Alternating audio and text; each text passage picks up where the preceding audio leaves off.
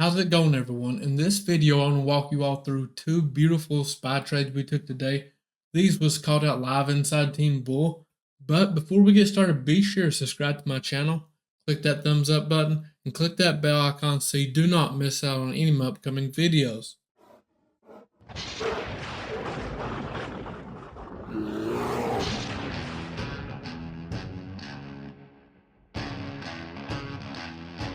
First off, I want to start with this bounce that we caught right off the open. This literally happened right off the open. You know, trades right off the open are a little higher risk, but this was the exact game plan I had for my pre-market. We come down right off the open. This is the opening 5-minute candle. Touch this 415 bounce area I was watching on SPY. I was looking for an uptrend entry. We showing strength. We had quite a bit of strength actually. So I was looking for that. It also was a nice resistance that we broke through pre-market, so it turned support.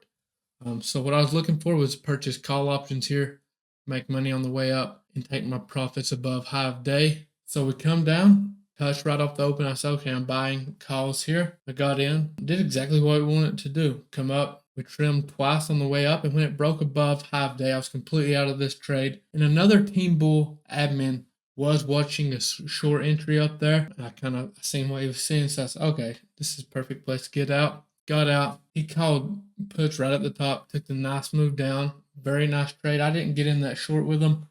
What I did take though, is when we pushed down, we had a nice push down.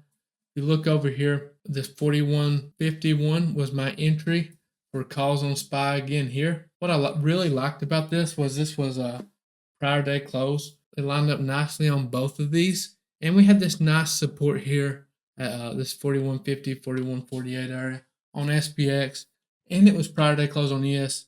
I really liked that bounce area, so I called my entry. We literally got in right here with SPY calls. We was trading tomorrow's expiration.